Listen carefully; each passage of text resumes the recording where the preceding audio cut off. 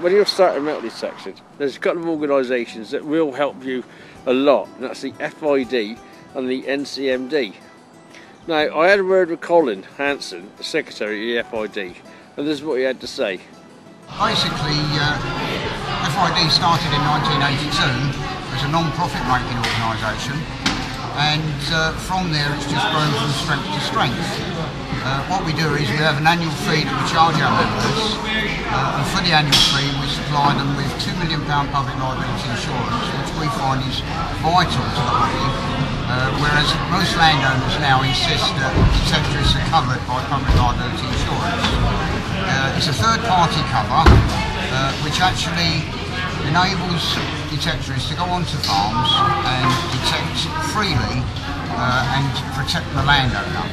Now, if an accident occurs on the land, whereas a metal detectorist has not filled the holes in, a prize cow comes along and breaks its leg and has to be killed, that landowner would then be looking at the detectorist to sue them.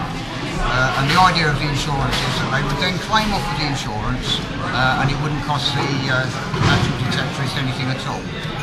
So that is the prime aspect. The main thing that we say to new members or new people coming into the hobby is that you need permission before you go onto anybody's land. All land belongs to somebody. You also need to be covered by public liability insurance. And then from there on, we supply our members with an ID card with their own photograph on, a card which covers them for the insurance, and also a card, a free card, which enables them to belong to this, which is the British Forum. And we try to hold an annual fair so detectorists can meet, show their finds off that they've made throughout the year. We have competitions where they can win cups and prizes, and also encourage them to come along and talk to other detectorists that are in the hobby, so that each other can talk about their finds. During the course of the year, our members receive 4 bulletins of roughly about 3 pages to bring them up to date with the hobby, and of course the rallies that go on up and down the country throughout the year.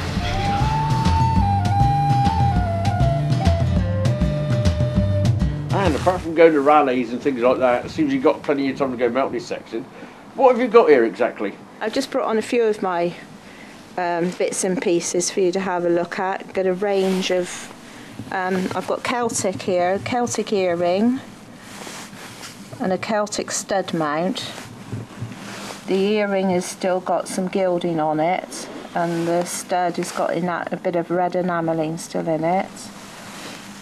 And then we've got Roman bits, a lovely Roman chicken brooch with enamel, Roman ring with the enamel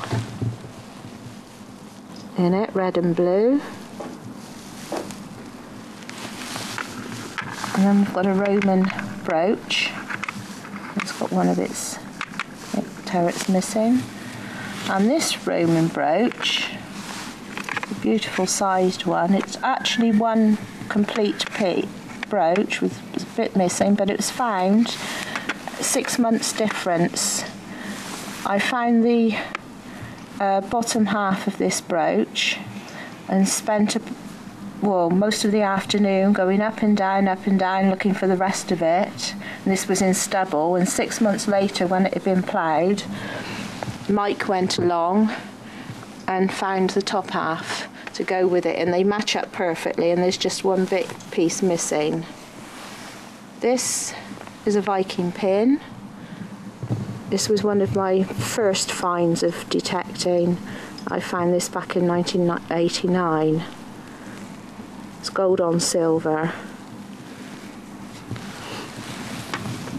And a more modern piece, which I quite like for its decorations, is a Victorian whistle.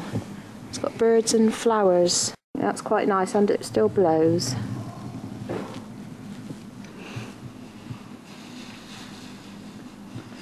And as you can see, I prefer artefacts to coins. The coins I haven't brought with me, although I do find quite a lot.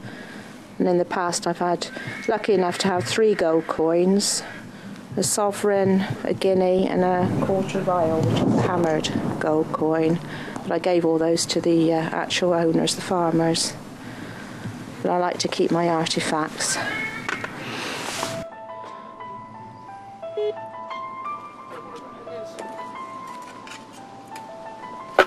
It would seem that time is running out for our archaeology, as land developments are moving in and they're taking over the countryside. Before long it's going to be housing estates and supermarkets, football grounds and everything else.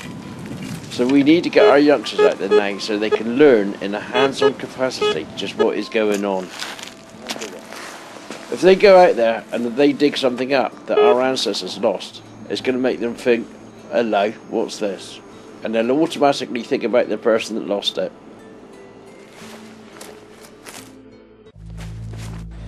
I first met Terry back in the mid-80s, and we often meet at rallies throughout the country.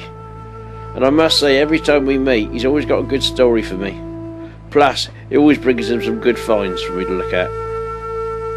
And this is just a few.